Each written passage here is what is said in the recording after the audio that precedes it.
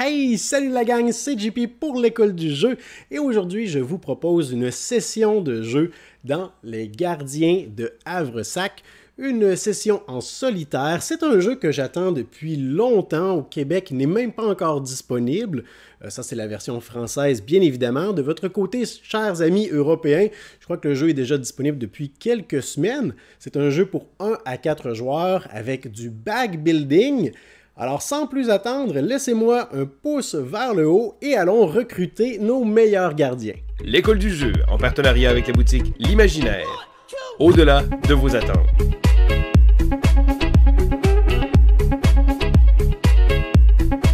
Nous voici donc devant notre partie en solitaire des gardiens d'Havresac et comme vous pouvez le constater, notre mise en place est déjà effectuée pour notre partie en solitaire. Donc, laissez-moi rapidement faire un tour d'horizon des différents éléments qui ont déjà été placés et ensuite on se lancera directement dans l'aventure. Donc en solo, on récupère un plateau personnel, en multijoueur, tout le monde en récupère un et ces plateaux sont recto-verso. On ne retrouve pas les mêmes éléments au même emplacement d'un côté ou de l'autre. Donc on a ici l'été, mais de l'autre côté nous aurions l'hiver qui représente un peu le côté avancé entre guillemets.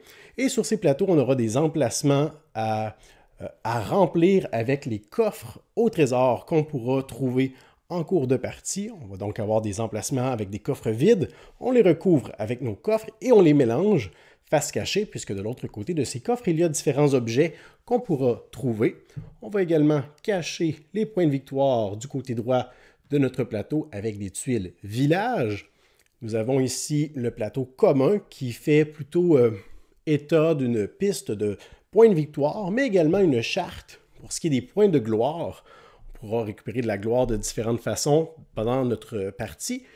Et selon la gloire récupérée, ça nous indiquera combien de pièces d'or est-ce qu'on peut récupérer et combien de points de victoire est-ce qu'on va marquer pour cette manche. Et finalement, nous avons ici les 6 gardiens que nous pourrons recruter dans cette aventure. Donc, ces gardiens sont également recto-verso. Alors, on a le côté jour et le côté nuit. Pour une partie d'introduction, on nous recommande d'utiliser le côté été pour le plateau et le côté jour pour tous les gardiens. Mais lors des futures parties, on pourrait très bien décider de faire des agencements de notre choix. On pourrait avoir certains gardiens du côté nuit, certains du côté jour, tous du côté jour, tous du côté nuit. C'est à nous de décider et ces gardiens n'auront pas nécessairement les mêmes coups ou les mêmes habiletés. Alors, de mon côté, j'ai décidé de mettre ça du côté jour et du côté été. On y reviendra un peu plus tard. Dernière chose qu'il me reste à vous dire, ou presque, c'est qu'on commence avec les éléments suivants dans notre sac, puisqu'il s'agit d'un jeu de bag building. On va construire notre petite escouade de gardiens et d'aventuriers. On commence avec 2 combattants, une prêtresse, un voleur et un guide. On pourra donc se référer à ces tuiles pour savoir quelles sont leurs habiletés en cours de partie. On va donc mettre ces 5 gardiens dans notre sac. Et finalement, avant de commencer à jouer, on doit former les piles scout, je pense, scout en anglais. Je pense que ça représente des créatures qui vont apparaître sur le plateau. On a 28 cartes à mélanger. On fait 5 paquets de 5 cartes qu'on met de côté. Et les 3 cartes restantes, nous allons les dévoiler une par une et nous allons mettre les éléments qui y figurent sur les emplacements 1, 2 et 3 pour qu'on ait des opportunités de choses à faire dès le début de la partie. Alors, je crois que je vais mettre les créatures couchées pour que ce soit plus visible pour vous. On a donc une fée dans le premier emplacement. On a un renard dans le second.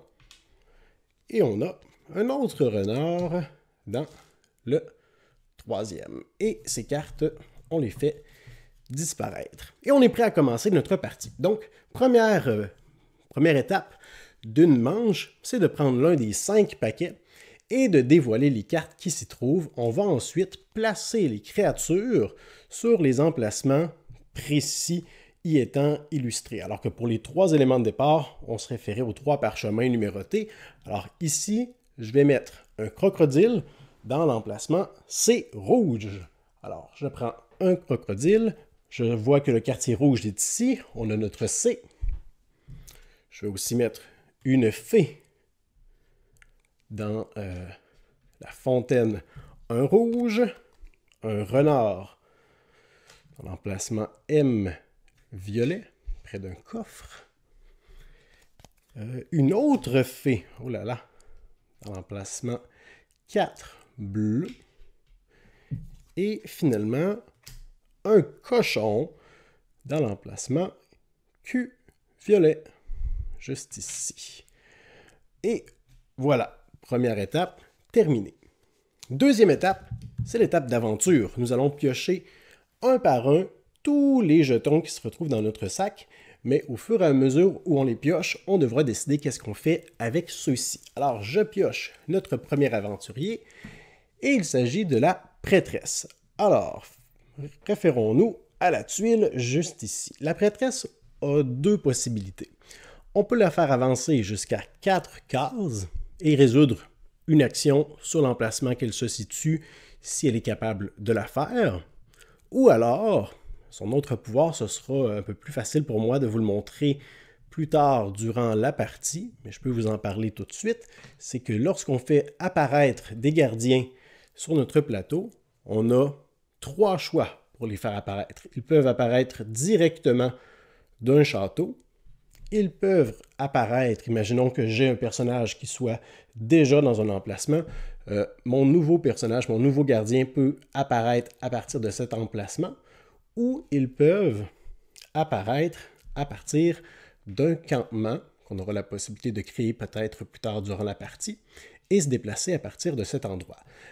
Le pouvoir de la prêtresse, c'est que lorsque je pioche mon jeton, au lieu de la faire se déplacer, je vais remplacer un personnage sur mon plateau par la prêtresse et ce personnage retourne dans mon sac, ce qui veut dire que je vais pouvoir le repiocher éventuellement et le réactiver.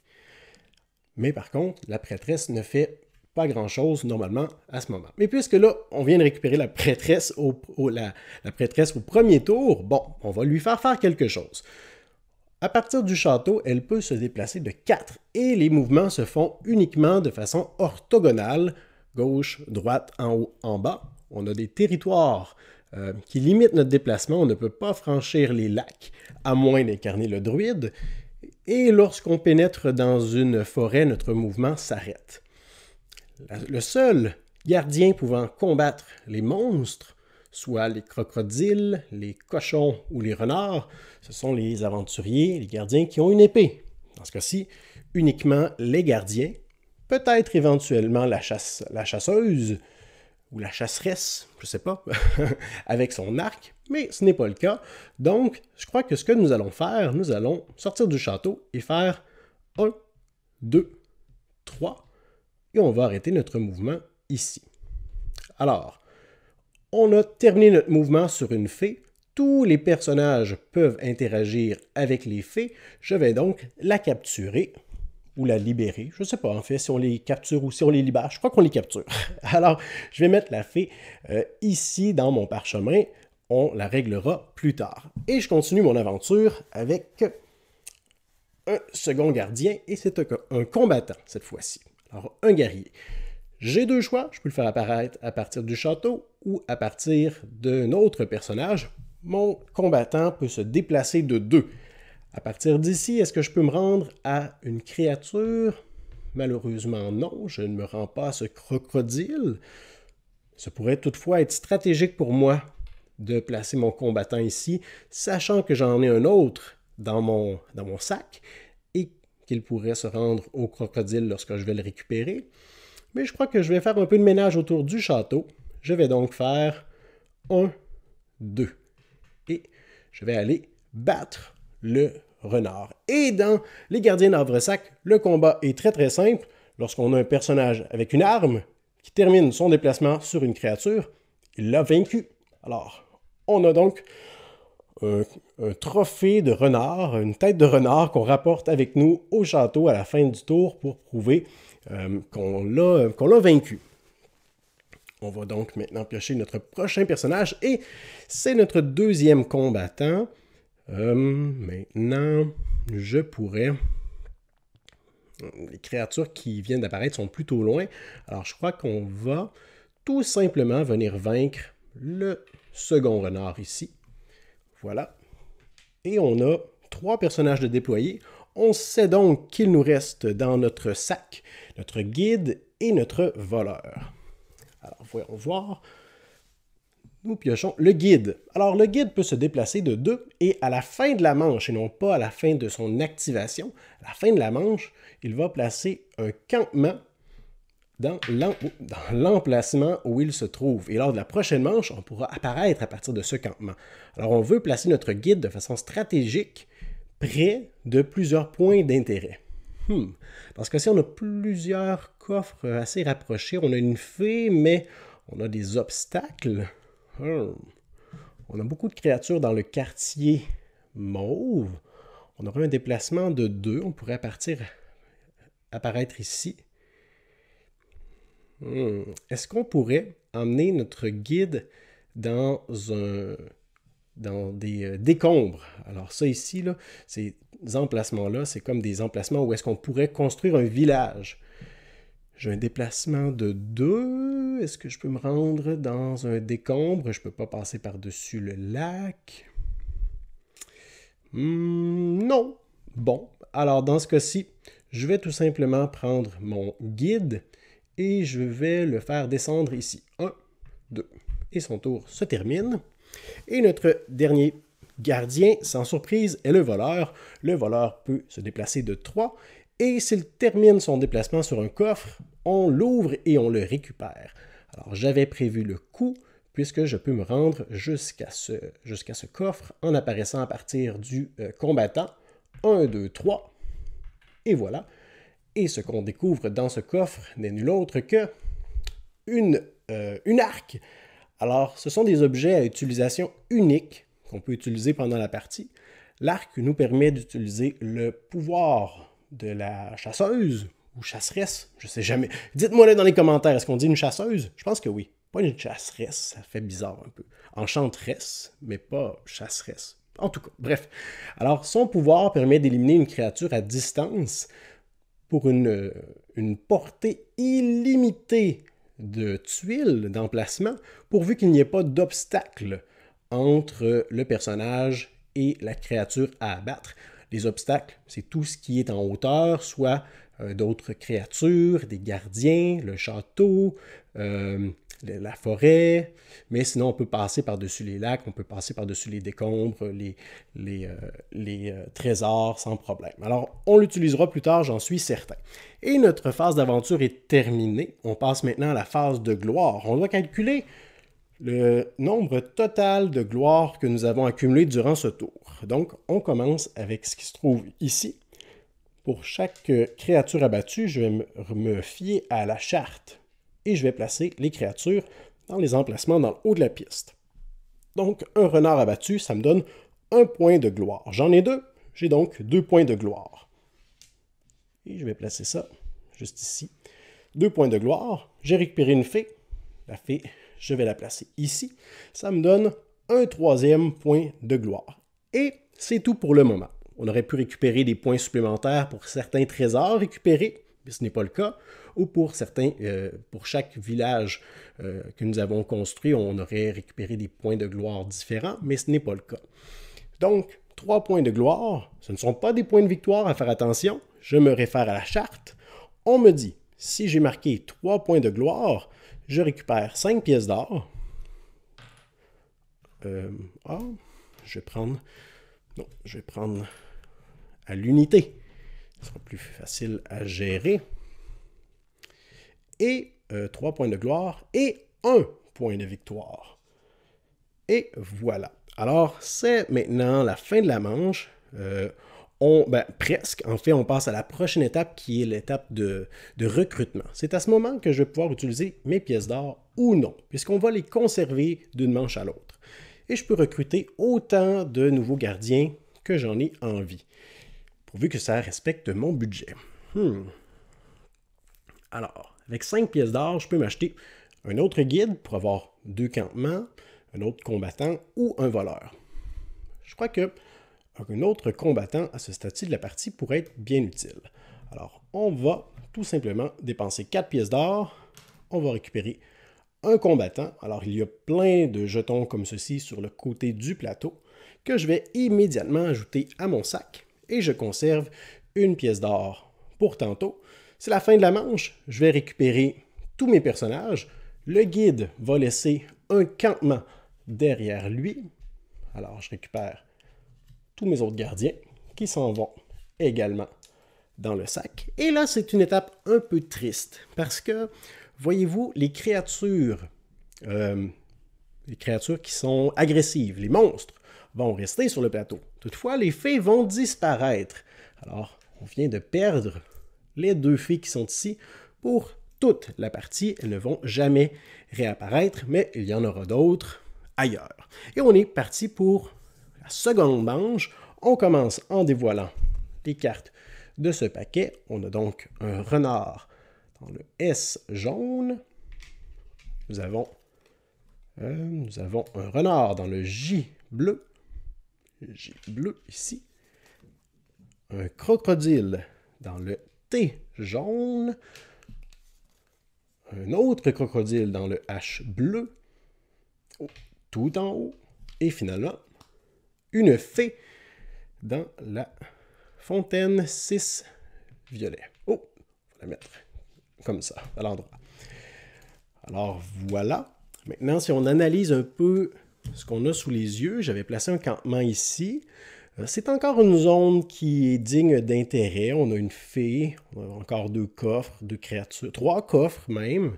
On commence à avoir des créatures qui apparaissent de ce côté. Bon, alors, la phase d'aventure maintenant. Pour ce qui est de notre première pioche, on récupère notre guide. Bon, alors, on peut apparaître à partir du château, se déplacer de 2 ou à partir de notre campement.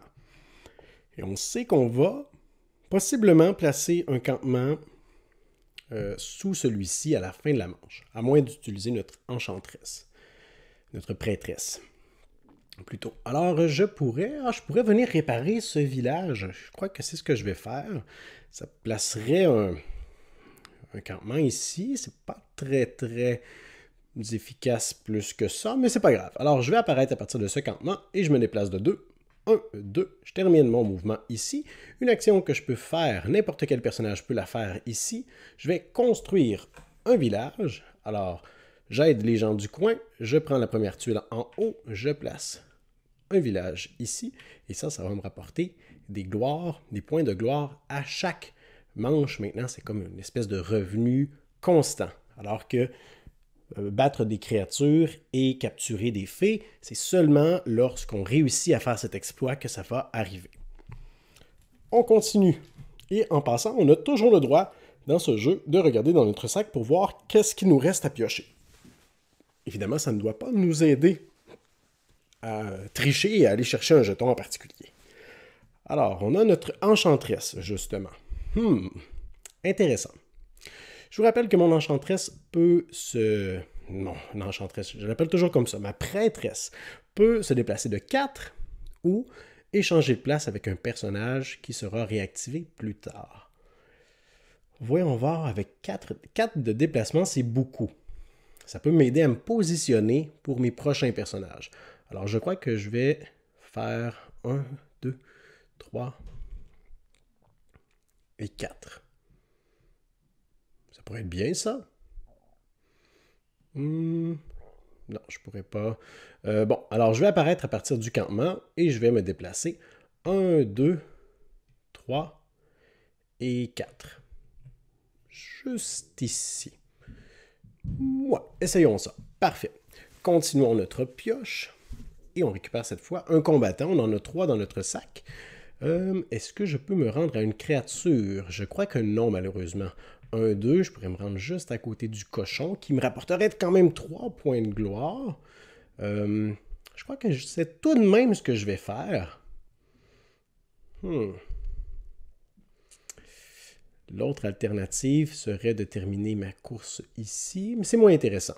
Donc, mon gardien, mon combattant va terminer son déplacement ici. Je pourrais utiliser sans problème l'arc pour vaincre cette créature, mais je crois qu'on est mieux d'attendre un peu pour une opportunité un peu plus intéressante. On a un autre gardien, donc on va le faire un autre combattant, on va le faire apparaître ici. On va se déplacer de 1 pour aller vaincre notre gros cochon. Alors voilà, 3 points de gloire assurés. Maintenant, notre autre combattant, si je ne me trompe pas, il ne nous reste que notre voleur dans notre sac.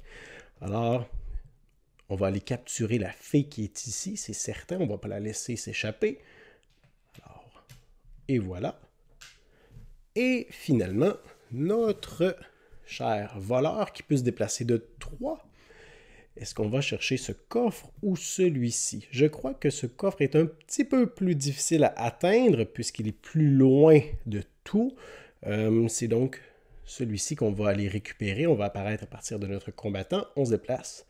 1, 2, et on récupère ce coffre dans lequel on retrouve dissimulé une coupe en or qui va nous rapporter 2 points de gloire supplémentaires dans cette manche-ci. Alors voilà, notre sac est maintenant vide. On passe à la phase de gloire. On doit calculer la totale. Donc, 1, 2, 3 pour le cochon. 4, 5 pour la fée. Alors, ici, les fées, ça va être de plus en plus payant pour la fée que je vais mettre en jeu. Donc, 3 pour le cochon. On est rendu à 5 pour la fée. 7 pour la coupe. Et 8 pour le village. 8 points de gloire, on se réfère à la charte. Ça va me donner donc 8 pièces d'or supplémentaires. On en avait déjà une. Et 3 points de victoire. 1, 2, 3. On est rendu à 4. Maintenant, nous allons avoir l'opportunité de dépenser ces pièces d'or. On en a 9. Est-ce que c'est le temps d'aller chercher? J'aime beaucoup le druide. Je crois qu'on va aller en chercher un. Donc, pour 7 pièces, nous allons aller recruter un druide. Et vous allez voir pourquoi je l'aime beaucoup. C'est qu'il se déplace premièrement de 4, ce qui est immense, et il ignore tout type de terrain, comme les forêts et les lacs, ce qui le rend tellement utile pour nous positionner. Alors, le druide, on veut le récupérer assez rapidement dans une manche. Habituellement, on n'a pas assez de pièces pour recruter quoi que ce soit d'autre. Vous avez remarqué que lorsque j'ai utilisé mon objet, je l'ai retourné, puisque ce sont tous des objets à utilisation unique, mais chaque coffre va me donner 2 points de victoire supplémentaires en fin de partie, comme indiqué en rappel sur la charte. On va également marquer des points pour tous les trophées que nous allons avoir accumulés selon notre emplacement. On aura des points qui nous seront alloués supplémentaires en fin de partie. Alors maintenant, ce qu'il nous reste à faire, c'est déplacer le campement. Oh, petit détail intéressant pour vous. Si je place un campement sur un lieu où une créature peut apparaître, pas de problème. Lorsque je vais piocher les cartes d'apparition des monstres, des créatures, si une créature devait être placée sur un emplacement avec un campement, elle est automatiquement vaincue. Alors, ça peut être utile parfois de placer stratégiquement nos campements dans des lieux où on pense que les créatures n'ont pas encore apparu. Mais là, pour l'instant, c'est ici que notre campement va être placé. Tous les autres gardiens retournent dans mon sac. Est-ce qu'il reste des fées sur le plateau? Non. Les autres créatures restent là. Est-ce qu'il nous reste une étape à faire? Je crois que tout a été fait. Alors maintenant, on va passer à la prochaine pile. C'est déjà la 3e manche sur 5, je vous le rappelle. Alors, dévoilons ce qui va apparaître cette fois-ci. Un renard près de K bleu. Nous avons un cochon en D rouge. Oh, ici. Un renard en haut violet. Une fée en 3 bleu. C'est-à-dire ici. Oh, le quartier bleu est intéressant. Et un autre cochon en R jaune. Alors, OK. Bon. Nous y voici. On est rendu à la phase d'aventure. Donc, je plonge la main dans mon sac et je retire notre voleur. Oh! Ça, c'est dommage. En plaçant le campement ici, c'est exactement ce que je me disais. Je me disais, si on pioche le voleur au début de la manche, on est foutu puisqu'il ne pourra atteindre aucun coffre. 1, 2, 3. C'est le mieux qu'il pourrait faire. Peut-être qu'on pourra utiliser notre prêtresse éventuellement pour le ramener. Est-ce que ça vaut la peine? Est-ce que c'est ce qu'on fait? D'un autre côté, on pourrait l'amener. 1, 2, 3 ici. OK. 1, 2, 3. C'est quand même bien ici. OK, alors je crois qu'on va emmener notre voleur ici. Et comme action secondaire, il va utiliser l'arc que nous avons récupéré un peu plus tôt pour lancer une flèche de l'autre côté du lac et vaincre ce crocodile. Et bien évidemment, il avait attaché une corde à sa flèche, donc il va ramener le cadavre à travers la prairie, le lac, pour le trimballer sur son dos jusqu'au royaume en guise de preuve. Ensuite, vous voyez, on peut tout expliquer avec la thématique. On a un combattant. Oh là là, quel mauvais timing. Alors, on a un combattant qui ne peut pas se rendre à des créatures. Est-ce que on continue à explorer dans ce coin-là? Je crois que oui. Alors, on va emmener notre combattant ici, là, un déplacement de 2. Il est nez à nez avec le cochon, mais il ne peut rien faire. Alors, maintenant, nous avons notre guide. Bon. Alors, notre guide, un déplacement de 2. Et on sait que notre campement va être placé autour de lui au prochain tour. On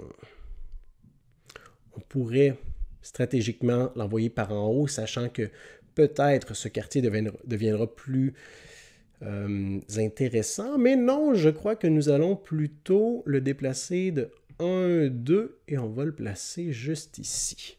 On continue notre pioche. On récupère maintenant notre autre combattant qui, lui, va apparaître à partir du guide, va aller vaincre sans aucune pitié le cochon. Et on n'a toujours pas pioché notre druide. Oh, c'est là qu'il apparaît. Alors, notre druide a un déplacement de 4. Il ignore les terrains difficiles, les obstacles. Et d'ailleurs, est-ce que le druide peut passer par-dessus les créatures ou les coffres? C'est une bonne question. Je vais aller vérifier cette information dans les règles. Alors, il ignore les terrains. Il ne peut pas entrer dans un territoire où il y a un monstre. Donc, impossible pour lui de passer par-dessus. OK. Alors, dans ce cas-ci, je crois que nous allons... Qu'est-ce qu'il y a par ici? Il nous reste un combattant encore à faire apparaître. On pourrait... Ah, tiens, je vais faire ça. 1, 2, 3, 4. Mon druide a passé à travers monts et vallées, les forêts également, et je vais lui faire terminer son déplacement sur des décombres pour construire un joli petit village. Je continue ma pioche. Alors, on obtient notre troisième combattant qui ira cette fois-ci abattre le renard juste ici. Alors voilà, on a un trio de créatures et notre dernier jeton, sans surprise, c'est notre prêtresse. Et je crois que ce ne serait pas très efficace de la faire se déplacer. On va donc utiliser son pouvoir qui sera de changer de place avec un personnage. Est-ce qu'on veut utiliser notre voleur ou un combattant? Non, je crois que notre voleur, ce sera plus utile. Alors, elle va prendre la place du voleur. Normalement, le voleur retourne dans le sac et on continue de piocher normalement, mais là, c'est le seul pion qui serait dans mon sac. Donc, je vais aller récupérer le coffre qui est ici. Oui, celui-là. Alors, 1 et 2. il va récupérer ce coffre et il s'agit, attention, des bottes. Alors, les bottes vont pouvoir donner un déplacement de plus 2 à n'importe quel personnage. Et voilà, c'est la fin de la manche. On est rendu à calculer notre gloire. On a donc 1. Et là, on vient de s'assurer un point de victoire supplémentaire à la fin de la partie. 1, 2, 3, 4, 5, 6. On n'a pas de fée. 6, 7 et 8. Alors, c'est 8 points de gloire qu'on a parce qu'on n'a pas de fée, on n'a pas de coffre non plus. On se réfère à la charte. Je crois que c'est le même nombre de points qu'on avait marqué lors de la dernière manche. Donc, 8 pièces. Et 3 points de victoire, si je me souviens bien. 3 points de victoire. 1, 2, 3. Et voilà. Maintenant, recrutement, qu'est-ce qu'on va chercher?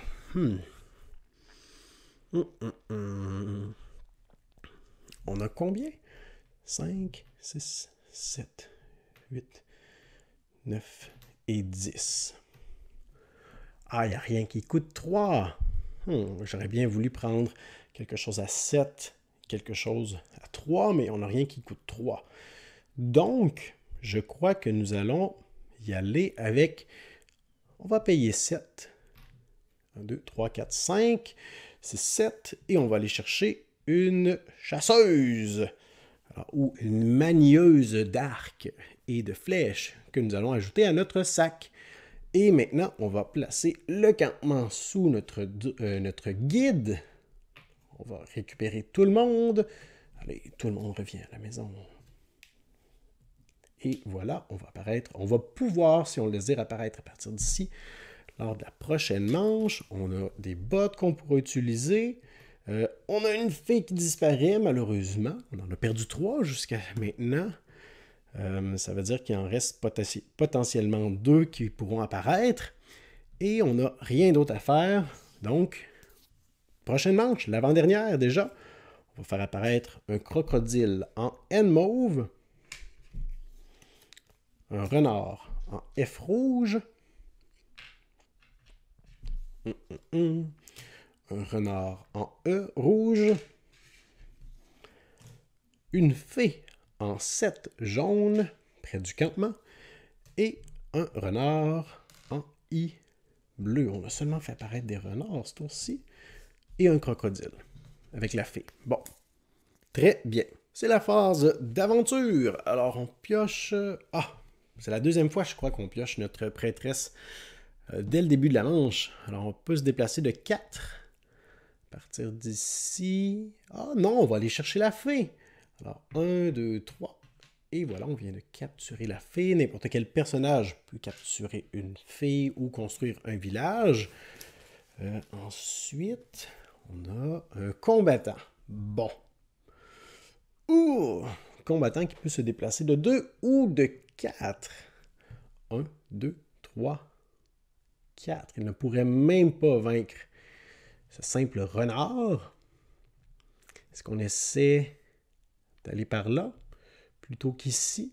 On pourrait faire ça. Le voleur pourrait avoir accès à ce coffre, mais les autres pourraient continuer de ce côté. Bon, on va se positionner vers le nord. 1, 2 à partir du château. Et notre combattant, malheureusement, ne pourra pas s'entraîner à l'épée cette manche-ci. Notre guide. Je crois qu'on veut avoir un campement vraiment dans le nord. Possiblement de ce côté du plateau. Alors on va... est-ce que je peux me rendre à des décombres avec celui-ci? Je pourrais me rendre ici en utilisant les bottes. Sinon, je pourrais me rendre ici. Non, je pourrais pas me rendre ici. OK. Alors, je crois qu'on va... Si on fait apparaître toutefois un campement ici, on va être contraint de contourner ce lac au prochain tour. C'est pas catastrophique. On verra ça rendu là. Donc, on fait apparaître notre druide dans le campement. Il peut se déplacer de 2 plus 2 à cause... s'il franchit la forêt, son déplacement s'arrête. 1, 2, 3, 4. 1. Il ne peut même pas se rendre au décombre. On oublie ça. Alors, le druide ne fera pas grand-chose ce tour-ci. Il va simplement se positionner ici. Et voilà. Je ne crois pas utiliser les bottes pour ça. Non. On a notre magneuse d'arc, notre chasseuse. Alors, notre chère chasseuse peut se déplacer de 2 et elle peut envoyer une flèche de n'importe quelle distance pourvu qu'il n'y ait pas d'obstacle devant elle. J'aimerais bien abattre une grosse créature tant qu'à l'avoir sous la main. Toutefois, si je me positionne ici, il y a seulement ça ou ça dans mon champ de vision. En bas ici, il y a seulement des renards. Ça, c'est bloqué par une forêt de tous les côtés. Le cochon aurait été faisable si on avait débarrassé ce renard. Donc, nous allons mettre notre chasseuse ici et utiliser son arc pour dégoter une flèche et abattre le renard. Voilà. Maintenant, on n'a toujours pas vu notre voleur. Voici un autre combattant qui va aller trucider le crocodile juste ici. Maintenant, nous avons notre druide qui peut se déplacer de 4 en ignorant le terrain. Et voyons voir qu'est-ce qu'il nous reste dans notre sac. Il nous reste notre voleur et un autre... Est-ce que c'est un autre combattant? Oui, un autre combattant. Bon. Est-ce que notre voleur a accès à un coffre? Il va se déplacer de 3. Il ne pourra pas atteindre ce coffre ni celui-ci, mais il pourrait atteindre celui-là. Alors, je n'ai pas à me casser la tête pour le voleur. Toutefois, est-ce que je pourrais aller battre celui-ci avec mon combattant si je me déplace de 4 ou de 3? 2, 3, 4. Oh. Est-ce que je vais réparer le village ou combattre le cochon? Les choix dans ce jeu. Je vais aller... Ok, je vais aller réparer le village. Donc, 1, 2, 3. Et je vais construire un village parce que ça, c'est des points qu'on est assuré de marquer à la fin de cette manche et à la fin de la prochaine, alors que les monstres... quoique les monstres nous donnent des points de victoire. Les villages, c'est des points de gloire. C'est pas pareil. Mais bon, c'est pas grave, je vais assumer ça. Et maintenant, notre avant-dernière tuile, c'est notre voleur qui, lui... Non, je vais aller vraiment le faire récupérer ce coffre. Alors, il apparaît ici. Tous ses amis ne sont pas dans les parages, mais il voit un petit coffre scintillant. Alors, il le ramasse et il s'agit d'une plume. Alors, pour le déplacement d'un personnage, je peux lui faire, une fois durant la partie, ignorer les terrains difficiles. Et on a notre combattant qui va simplement, tout bonnement, aller vaincre le renard qui est ici. Et notre sac est vide. On procède à la phase de gloire. Nous avons 1, 2, 3, 4. Alors, 4 points de gloire pour les créatures terrassées. 2, 3, 4. 5, 6 pour les fées. 7, 8, 9 pour les villages. Alors, 9, ça nous donne 8 pièces d'or encore une fois. Alors, voilà, 8 et 3 points de victoire. 1, 2, 3. Maintenant, fin de la manche, on doit placer notre campement ici. Pas de fée. On récupère tout le monde qui revient à la maison. Et ce sera la dernière manche, cette fois-ci. Notre voleur. Alors, tout le monde est là. On a l'opportunité de recruter. On a combien d'argent cette fois-ci?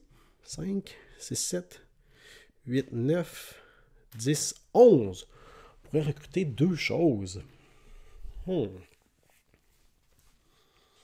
Je crois que pour cette manche-ci, nous allons recruter une enchanteresse pour 6. Alors voilà. Une enchanteresse. Et il nous reste 5. L'argent qui nous reste en fin de partie, ça ne nous donne rien du tout, ça. Donc, pour 5, est-ce qu'on va chercher un voleur ou On va chercher un combattant. Un voleur. Oui, un voleur. Parce qu'il peut toujours récupérer des filles, il peut toujours construire des villages, puis il se déplace de 3. Alors, j'aime ça. Voilà. 5. Alors oui. Un voleur qui s'en va dans mon sac. Et on est rendu à la dernière manche.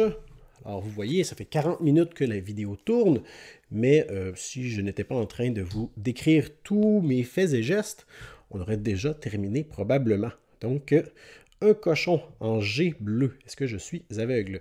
Officiellement, oui. Un renard en A rouge. Une fée en 5 violet. Oh, très très loin de notre campement. Un renard en P violet. Et finalement, un renard en L violet. Alors moi qui croyais... Ah, quoique cette zone-là est encore bien intéressante. Alors voilà, on passe à la dernière phase d'aventure. On a notre campement qui est ici. On a beaucoup de renards dans le bas ici, même une fée, des coffres encore. Oh, on commence tout de suite avec notre druide. Ça, c'est intéressant. Qui se déplace de 4 et qui ignore tout type de terrain. Alors, ça peut nous permettre de nous mettre en bonne position pour la suite.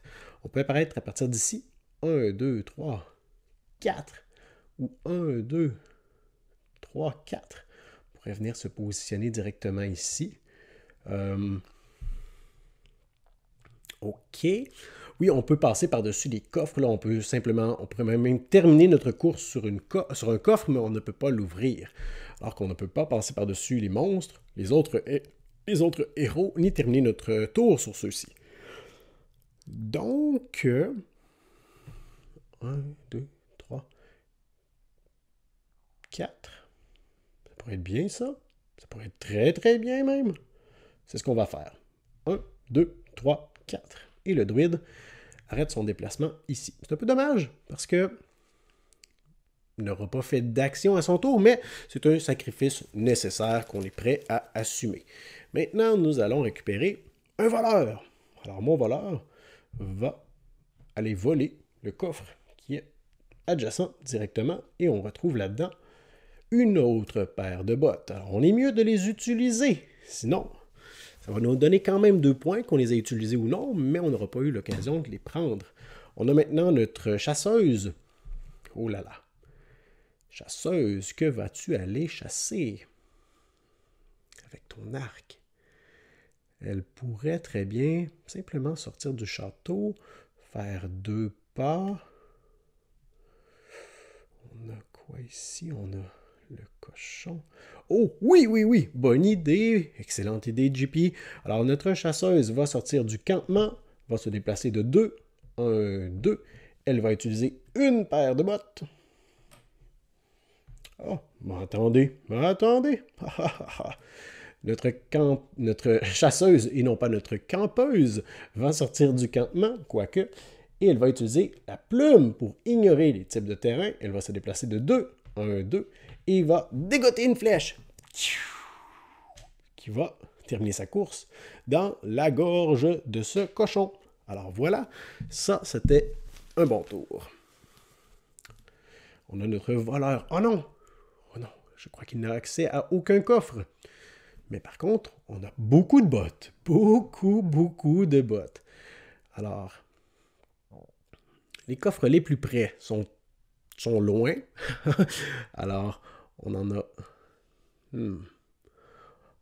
un ici, on oublie ça. On en a un là. On se déplace de 3, 4, 5, 6, 7. Au maximum, on peut se déplacer de 7. Et on ne peut pas passer par les tuiles occupées par des monstres. Et si on arrête dans une forêt, notre déplacement est stoppé net. Donc, avec 7 de déplacement. Non, je ne peux pas aller par là, on est entouré d'arbres. Bon, si j'y vais ici, 1, 2, 3, 4, 5, 6, et on est arrêté par un monstre. Toutefois, on a nos prêtresses qui n'ont toujours pas sorti. Alors, on peut compter sur elles. Est-ce que je vais de ce côté? J'aimerais bien avoir un combattant au prochain tour. On a de bonnes chances pour ça. Donc, 1, 2, 3, 4, 5, 6. 6. 1, 2, 3, 4, 5. OK, on va utiliser une paire de bottes seulement. Et nous allons nous déplacer de 5. 1, 2, 3, 4, 5. Et je crois qu'on va terminer notre mouvement ici. Donc, aucune action pour notre voleur, pour l'instant du moins. Maintenant, voyons voir ce qu'on pioche. Et c'est un combattant. Donc, notre combattant va... Je ne sais pas à quel moment je vais piocher mes prêtresses, donc je vais faire ce que je veux immédiatement. Mon combattant va apparaître à partir de la bourse du voleur et va se déplacer 1, 2, va vaincre le renard juste ici. Maintenant, nous avons notre prêtresse. Alors, ma prêtresse, je vais l'utiliser pour son pouvoir. Je vais lui faire échanger de place avec mon voleur qui lui retourne dans mon sac. Alors, on pourra le réactiver éventuellement. Maintenant, je pioche. Surprise! Mon voleur! Alors, mon voleur va sortir à partir d'ici et va se déplacer, va aller récupérer ce coffre. Alors, 2 points de victoire assurés et une épée. L'épée peut donner la possibilité à n'importe quel gardien de vaincre un monstre sur la même tuile que lui, comme un combattant normal. On a donc notre deuxième prêtresse, et évidemment, on ne peut pas la faire échanger de place avec une autre prêtresse. On va... Je serais tenté d'utiliser la chasseuse, mais en même temps, le druide pourrait nous permettre de vraiment bien nous repositionner. Je crois que c'est ce que je vais faire. Je vais prendre le druide. Oui, c'est ce que je vais faire. Peut-être qu'on pourra effectuer une action intéressante avec celui-ci lorsqu'on le piochera. Et maintenant, on a notre guide. Alors, son campement ne sera pas utilisé, mais on peut quand même se déplacer de 2. Ça peut nous aider à se positionner. Ou on pourrait... Ah, oui, ça c'est intéressant. Ça c'est très intéressant. Je crois que je vais l'utiliser simplement pour aller construire un village. Donc, 1, 2, 3 grâce à ma paire de bottes. Oui, c'est ce que je vais faire. Alors, 4 points assurés. 4 points de gloire, du moins, assurés pour cette manche. Il ne nous reste que 2 ou 3 jetons, je crois. On a un combattant. Combattant qui ira combattre le porc juste ici. On a maintenant... Donc, je crois qu'il nous reste notre druide et notre combattant, notre troisième combattant. Bon, alors, troisième combattant va aller vaincre le crocodile. On a quand même pas mal de trophées ce tour-ci. Et malheureusement, on a pioché notre druide comme toute dernière pioche. Voyons voir s'il peut effectuer quelque chose. Il pourrait vaincre une créature. Est-ce qu'il peut se rendre à un emplacement pour construire un village en ignorant les terrains? 1, 2, 3. Oh, oui. Oui. Attendez, j'ai 4 trophées qui vont s'ajouter sur ma piste. 1, 2, 3, 4. Je serais mieux d'en ajouter un 5e pour m'assurer d'avoir les 6 points ici. Définitivement. Alors, mon druide va se déplacer de 4. J'ai seulement accès à des renards. Ouais, donc, il va aller vaincre un renard en utilisant l'épée, juste ici. Et mon renard est ici. Et voilà, phase de gloire maintenant. Donc, dernière fois qu'on calcule la gloire, nous avons 1, 2, 3, 4, 5, 6, 7, 8, 9, 10, 11, 12, 13, 14 points de gloire. On se réfère à la charte. 14 points de gloire, ça nous donne 10 pièces d'or et 7 points de victoire. On passe donc à 17. Alors, même si j'ai récupéré l'argent, sachez que ça n'a aucune importance durant la partie. C'est peut-être le bris d'égalité égalité, ou je me souviens plus exactement, mais c'est pas grave. On est maintenant rendu à la phase de fin de partie, le décompte final. On a deux choses qui peuvent nous rapporter des points. 2 points par coffre, qu'ils soient utilisés ou non. Donc 1, 2, 3, 4, 5, 6, 12 points. On va donc être à 29. Et les trophées, on a donc 6 points supplémentaires. 1, 2, 3, 4, 5, 6. On finit à 35 points et c'est notre score final pour la partie. Et je dois vous montrer que dans la boîte vient un livret, en fait une feuille de quête en solo. Alors on n'a pas là, de seuil, par exemple, si vous avez atteint 30 points, vous êtes nul. Si vous avez atteint 35, vous êtes acceptable. On a plutôt des quêtes. Alors, des quêtes pour les gardiens selon si on les prend en côté jour ou nuit. On a également des missions selon les points de victoire qu'on a réussi à récupérer, mais également ce qu'on a réussi à faire, les accomplissements, selon le côté du plateau également. Et de l'autre côté de cette fiche, on a des hauts faits qui peuvent être débloqués pour les parties en solo, mais également les parties en solitaire. Alors, je ne sais pas si on en a réussi.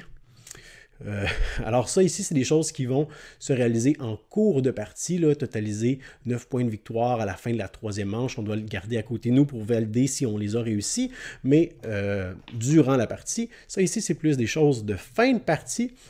Marquer 35 points de victoire avec tous les gardiens en version jour. C'est réussi! Tous les gardiens en version jour, 35 points de victoire. Du côté été, je pourrais donc me faire un petit X ici pour indiquer que j'ai réussi cette quête. Et on en a tout plein comme ça. Alors voilà, on a réussi notre aventure en terminant avec 35 points de victoire. Alors voilà pour ce qui était de cette session de jeu en solitaire dans les gardiens d'Havresac. J'espère que cette vidéo vous aura plu, j'espère qu'elle vous aura été utile. Si c'est le cas, laissez-moi comme d'habitude un pouce vers le haut, vos commentaires et questions dans la section appropriée et considérez évidemment vous abonner à notre chaîne si ce n'est pas déjà fait. Moi je vous dis merci pour votre écoute et je vous dis à la prochaine. 1, 2